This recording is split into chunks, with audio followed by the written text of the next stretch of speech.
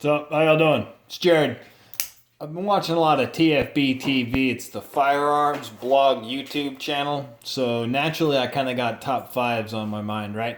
This is a Spyderco Manix 2 and S110V, and the steel isn't what sets off this particular model for me. It's the color. I really like the color of this handle. It's just it's not necessarily original, because there are I don't know, other things in this color, I guess, but it's original for a knife. There aren't a whole lot of knives that kind of have this almost purplish blue color to it.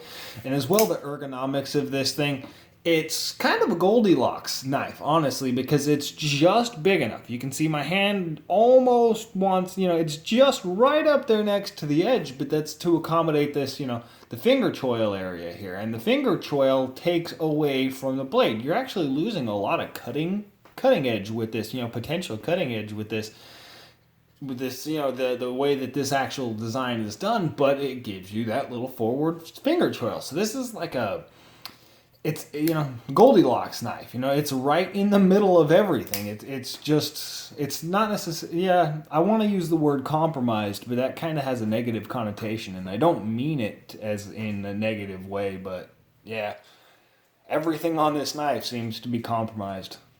Again, I don't mean that with negative connotation. But I definitely like this knife. It winds up, I'm going to put this on my number 5 spot because I do definitely wind up carrying this knife a lot more than others. I find I gravitate towards this one on a pretty regular basis. The next one on the list is pretty obvious why I like carrying it. This is a Paragon Phoenix from Asheville Steel. And this one, I'm gonna say I like the Warlock more, but the fact that it's double edged kind of gives me a little bit of hesitation, and I do actually really like the profile of this knife here with that standard point. It's got a very aggressive, very stabby tip up there, very narrow narrow in profile right up there next to the tip. The compound grind, I could take it or leave it. I don't necessarily dislike it, but it's I wouldn't mind a full flat grind, something like that on this. The newer models actually are. It's the Paragon Phoenix. And that one of the things that I'm going to point out now is one of the biggest things that has been coming into my recent carrying of knives is my pockets, right? How badly it rips up my pockets. It's actually the reason that the CQC13, the Emerson CQC13 isn't going to be on this list, is because it just destroys my pants. And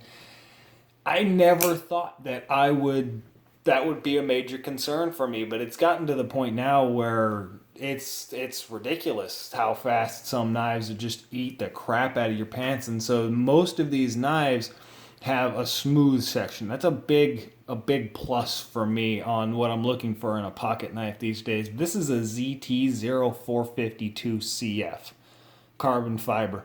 And this knife is kind of strange for me because I'm not the biggest fan of dedicated flippers. I like a flipper design, but I prefer to have a thumb stud. Most designs, I don't like the dedicated flipper action except on this knife. There's something about this knife just being so sleek and so thin. If it had a thumb stud on it, I honestly think it would throw off the design of the knife a little bit, and the length of the handle. It's got like a 4.1 inch blade. It's definitely a long ass knife, but the length of the handle itself gives me enough to purchase onto there. I've got enough of this knife that I can actually get to that flipper and access it relatively easy. I think is one of the reasons that it doesn't bother me as much as it does with other knives, but I definitely like this one. Next one up on the list. This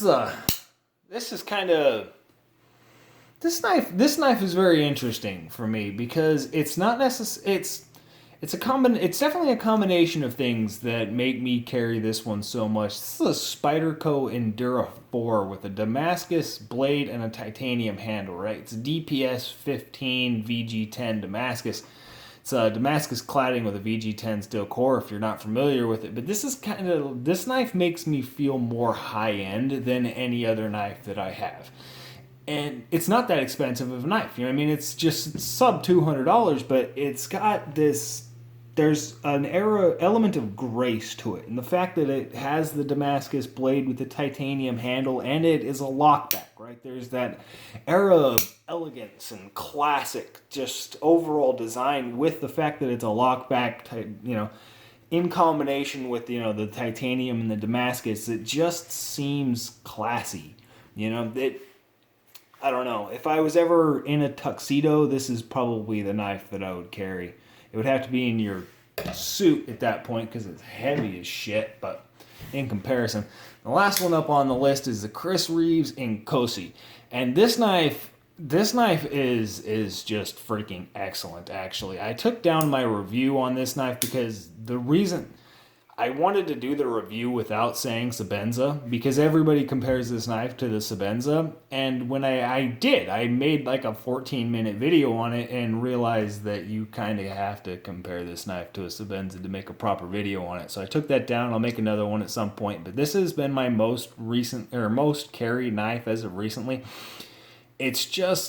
It's right in that middle ground. I do prefer a little bit longer knife. Sometimes I want a little bit longer blade but it's just, I don't know. Honestly, don't know why I have so much of an attraction to this knife besides just the fact of the action. I know that I love the action of this knife. That ball bearing lock, the way that it opens and closes, you can actually see this here. I can maneuver the lock bar with the blade. You see that? I'm going to move the blade up and down, and it's actually moving that lock bar in and out because it's got a ceramic ball bearing, and it's not ball bearing, but ceramic ball interface in there. It's actually mating up against the steel.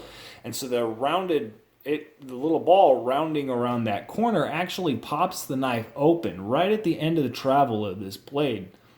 Just push it open. I'm just going to push it right to that point. You can see that it clicks open. The last little bit of travel is actually, it's almost got like this little bit of an assist because that ball, you can see that.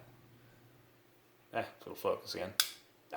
And that ball is forcing its way around that corner, so it's forcing the blade open just that last little bit, and it feels excellent. There's just, they did a really good job with this knife. I'm not the biggest fan of the fixed washers. Honestly, I think that's kind of a detriment to the design. Honestly, it's you can see that how the oversized phosphorus bronze washers, they're made up against that stop pin. They actually made up against the end of the stop pin, and it holds them in place. They're fixed, and that does a few negative things. If you watch the Sebenza versus this Inkosi here, I kind of complain about them a little bit, and it's still, I really do hold that to be true. I think that's kind of a detriment to the design, but overall, I just freaking love this knife. That's been my top 5 most recently carried group. It changes continuously. I'll find something new or something will start bugging me, and it's always changing. But this is it as of now. Whenever this is posted, that's it. Y'all have a good one.